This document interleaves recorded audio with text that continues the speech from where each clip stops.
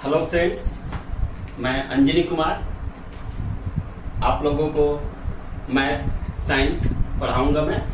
और मेरे चैनल का नाम है स्टडी इजी। और मैं आप लोगों को बिल्कुल बेसिक कॉन्सेप्ट के साथ मैथ और साइंस पढ़ाऊंगा, बिल्कुल इजी वे में। इसी मोटो के साथ मैं स्टडी इजी चैनल को ओपन किया हूं और आपको बेसिक कॉन्सेप्ट मैथ और साइंस पढ़ाऊंगा। आज मैं मैथ का क्लास 7 का मैथ चैप्टर 1 इंटीजर को आपके सामने पढ़ा रहा हूं। इंटीजर्स क्या होते हैं? Whole numbers that can be positive, negative और zero but can not be a fraction. Integer वो होते हैं जो पॉजिटिव भी हो सकते हैं, निगेटिव भी हो सकते हैं, जीरो भी हो सकते हैं, लेकिन फ्रैक्शन नहीं होंगे। फ्रैक्शन कभी भी इंटीजर्स में नहीं आते। एक नंबर लाइन होती है जिसपे हम जिसको हम इंटीजर नंबर लाइन बोलते हैं। इंटीजर नंबर लाइन पे हम पॉजिटिव इंटीजर को शो करते हैं और निगेटिव इंटीजर को शो करते हैं।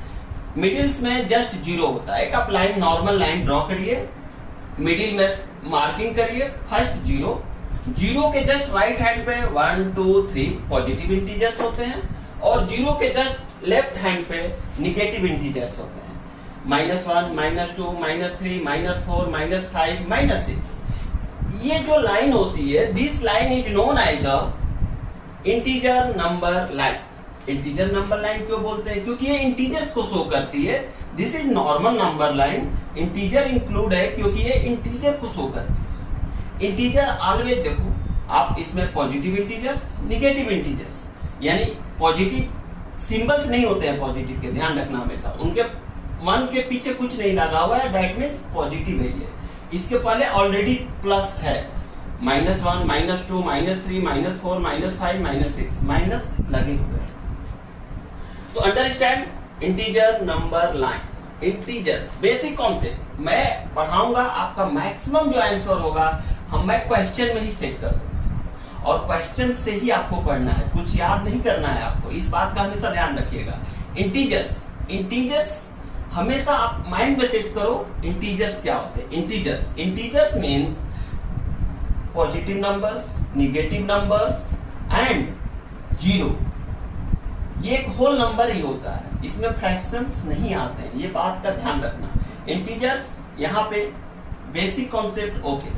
आगे हम एक्सरसाइज में पढ़ाऊंगा मैं, जैसे जैसे एक्सरसाइज लेके चलूंगा आपका बेसिक कॉन्सेप्ट आपको देते चलूंगा मैं, ठीक है। अब important point for exercise 1.1 CBSE NCERT based में 1.1 का एक्सरसाइज है। उसके जो बेसिक कॉन्सेप्ट्स हैं, जिसके बेसिस पे आप एक्सरसाइज 1.1 को हल करोगे, उसके लिए मैं कुछ फार्मूला लिखा हूं जो आपको समझना बहुत जरूरी है। अब बेसिक कॉन्सेप्ट देखो, a + b = 0, normal b that set जाएगा, a = क्या हो जाएगा? -b, और b इस साइड रहेगा, a उस साइड जाएगा, तो b = क्या हो जाएगा? -a। मैं हमेशा दो चीजों को पढ़ाऊंगा, हमेशा ध्यान रखना। मैं हमेशा दो चीजों को आपके कॉन्सेप्ट में लाऊंगा, एक पॉजिटिव, दूसरा निगेटिव, एक LHS, दूसरा RHS। अगर मैं आपसे बोलूं कि इसमें LHS क्या है, RHS क्या है, इक्वल टू पे आप जैसे ही स्टैंड अप होंगे, जैसे आप खड़े होंगे, तो आपको राइट हैंड पे जो होगा, इक्वल टू के राइट हैंड पे जो होगा वो क्या होगा?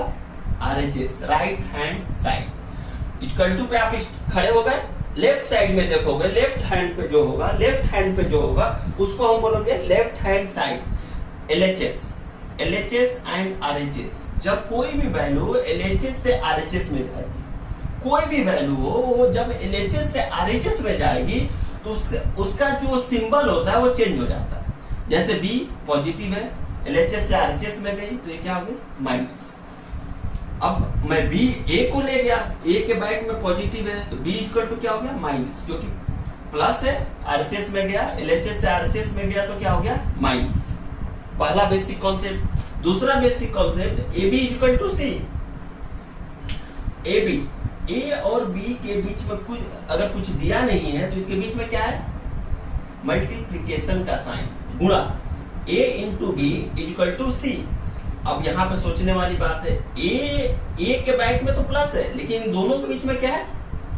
मल्टीप्लीकेशन है, इनटू है, इनटू है, तो जिसके कारण अगर b दिस साइड में जाएगा तो a इक्वल टू क्या हो जाएगा बेटा, c बाई बी। अब b इक्वल टू निकालो, b a इस साइड में जाएगा तो c बाई a। और अगर हम LHS इक्वल टू RHS को चेंज करें, अगर हम LHS equal to RHS equal to LHS, कभी डिफरेंस नहीं होता है, इसीलिए मैंने यहाँ पे लिखा है C equal to AB। Value कोई भी चेंज नहीं होगी। अगर हम पूरे LHS को राइट हैंड पे कर दिए, LHS को हमने क्या कर दिया, राइट हैंड पे, और RHS को हमने किस पे कर दिया, लेफ्ट हैंड पे, तो इसकी वैल्यू में कोई चेंज नहीं होगी, just C equal to AB। यहाँ पे अगर आप कहोगे तो C जो है LHS है और AB क्या है, RHS है। अगर यहाँ पे आप देखेंगे तो AB जो है क्या है,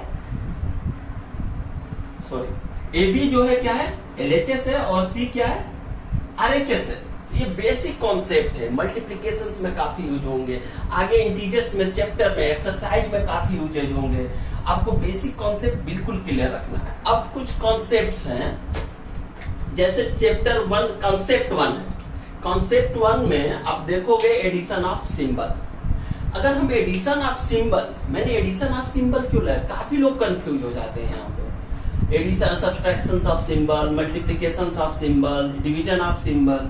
मल्टीप्लिकेशन सबको आता है, एडिशन सबको आता है, लेकिन जैसे ही सिंबल के साथ आता है तो आप कंफ्यूज हो जाते हो कि इसके पीछे माइनस लगेगा या प्लस लगेगा। सबसे ड्रॉबैक जो बच्चे मुझसे पढ़े हैं या मैं जहां तक समझ पाता हूं, बच्चे यहीं पे कंफ्यूज हो जाते हैं। जिन बच्चों को मैं पढ़ाया हूं, एडिशन में क्या है, नॉर्मल जोड़ देना, माइनस में क्या है, घटा देना, घटा लोगे, इजीली घटा लोगे। लेकिन अगर सिंबल्स आ जाएं, एक में पॉजिटिव लगाओ, एक में निगेटिव, तो आप रिजल्ट में ये नहीं सोच पाओगे कि मैं उसके साथ पॉजिटिव लगाऊं कि निगेटिव लगाऊं। उसके लिए मैंने कॉन्सेप्ट रेडी की हुई है, बेसिक कॉन्सेप्ट, जिसके इजीली वे में आप समझ लोगे कि कैसे चिन्ह, सिंबल्स लगते हैं, चिन्ह जो होते हैं, निगेटिव, माइनस, प्लस, गुणा, भाग, कैसे लगते हैं, इसको समझ जाओगे। जैसे कॉन्सेप्ट 1 एडिशन ऑफ सिंबल।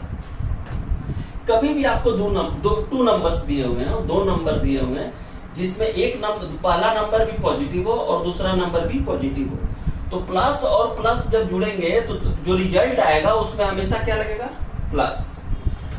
अगर दोनों माइनस हो, पहला नंबर भी माइनस हो, दूसरा नंबर भी माइनस हो, अगर एडिशन हो तो क्या लगेगा, उसके रिजल्ट में क्या लगेगा, माइनस लगेगा। अब सेकेंड बात आती है कि concept 2 subtractions of symbols. Plus, पहला नंबर प्लस हो, दूसरा नंबर भी प्लस हो, अगर वो सब्ट्रैक्ट हो रहे हो तो ये माइनस भी हो सकता है और प्लस भी हो सकता है। अब माइनस कैसे होगा, प्लस कैसे होगा, ये मैं आगे एग्जांपल्स में आपको समझाऊंगा। अभी थोड़ी देर के लिए आप समझ लो, अभी थोड़ा सा कॉन्सेप्ट दे रहा हूं। इसमें जो बिग नंबर होगा उसका सिंबल लगता है, हमेशा ध्यान रखना। इन दोनों में जो बिग नंबर होगा, जो बड़ा साइज का, बड़ा वाला नंबर होगा, उसका सिंबल यहाँ पे लगेगा।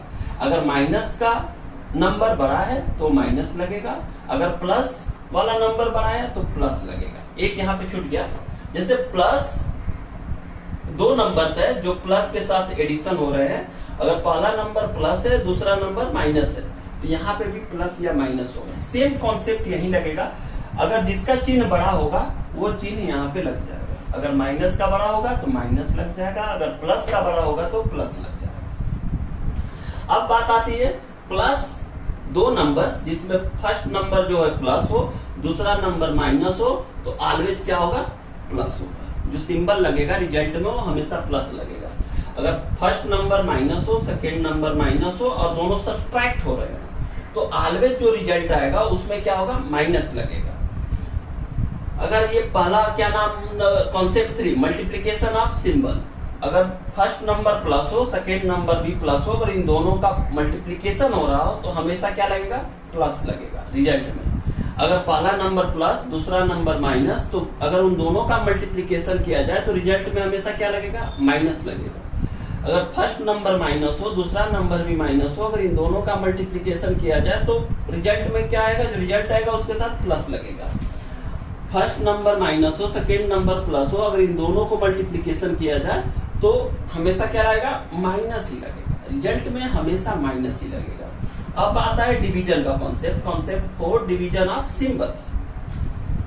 अगर फर्स्ट नंबर पॉजिटिव हो और उसको डिवाइड किया जाए सेकेंड नंबर से पॉजिटिव हो, वो भी पॉजिटिव हो, तो रिजल्ट में हमेशा क्या आएगा, जो भी नंबर आएगा वो हमेशा पॉजिटिव ही होगा। अगर फर्स्ट नंबर पॉजिटिव हो और जो सेकेंड नंबर निगेटिव हो, अगर इनको डिवाइड किया जाए तो हमेशा रिजल्ट में क्या लगेगा, माइनस ही लगेगा। रिजल्ट नंबर जो भी आएगा उसमें माइनस ही लगेगा। यहाँ पे माइनस है और यहाँ पे भी माइनस है, तो यहाँ पे प्लस, यहाँ माइनस है, यहाँ प्लस है, तो यहाँ पे माइनस। बेसिक कॉन्सेप्ट समझो कि रिजल्ट जो नंबर आएगा, रिजल्ट जो भी नंबर आएगा, ये कैलकुलेशन ऑफ सिंबल्स है। मैं आपको एक कॉन्सेप्ट दूंगा, नंबर, यूनिट, सिंबल। मैं आपको सब कुछ जो है मैक्सिमम मैं कोशिश करूंगा इस फिंगर बॉक्स में समझाने की। Number, unit, symbol. जिसका नंबर क्लियर है, यूनिट क्लियर है और सिंबल क्लियर है, वो इजीली मैथमेटिक्स को सॉल्व कर देगा। मैं जहां तक समझ पाता हूं, मैथ जो है बेसिकली प्लस, माइनस, गुणा और भाग, ये जिस समझ के बेसिक मैथ, वो नेक्स्ट क्लास के लिए रेडी हो जाते हैं। और मैक्सिमम लोग यही कंफ्यूज हो जाते हैं। जो बच्चे हैं जो अभी स्टडी कर रहे हैं, उनका एम है आगे चल के कि मैं आईआईटी का प्रिपरेशन करूं या बड़े एग्जाम एज इंजीनियर्स, डॉक्टर्स के एग्जाम्स का प्रिपरेशन करूं, तो कंफ्यूजन्स में दिक्कत आती है, बच्चे समझ नहीं पाते हैं। और बाद में जाके जब समझ में नहीं आता है, क्लास लेते हैं, तो वहां पे उनको कंफ्यूजन होता है, वो धीरे धीरे माइंड को इरिटेट कर देता है और बच्चे उस बात को समझ नहीं पाते। बेसिकली आप मुझे 2 इयर्स देना, अपना 2 साल देना स्टडी जी के साथ। मैं आपको नेक्स्ट जो 9, 10, 11, 12 या आप किसी भी सब्जेक्ट का प्रिपरेशन कर रहे हो, किसी भी एग्जाम का अगर आप प्रिपरेशन कर रहे हो, उसमें काफी मेरा हेल्पफुल होगा। क्यों? मैं बच्चों को यहाँ पे बच्चों को पढ़ाना मैं ज्यादा पसंद करता हूँ एज बड़े बच्चों को, क्योंकि छोटे बच्चे काफी इनोसेंट होते हैं, अच्छे होते हैं। और मेरा कॉन्सेप्ट है जिसपे मैं काम करता हूँ, मैं स्टूडेंट्स को 2 कैटेगरी में डिवाइड करता हूँ। एक फर्स्ट 8 क्लास 8 तक के बच्चे और सेकेंड 9, 10, 11, 12 एंड अपर। तो कुछ होते हैं, अगर इस हम स्टूडेंट्स को देखें 2 कैटेगरी में, तो मैं जो 8 तक क्लास के बच्चे होते हैं, 8 क्लास तक जो बच्चे होते हैं या उसके नीचे जो बच्चे होते हैं, उनको मैं पौधे बोलता हूँ, पौधा होते हैं। और जो 8 क्लास के ऊपर होते हैं वो होते हैं पेड़।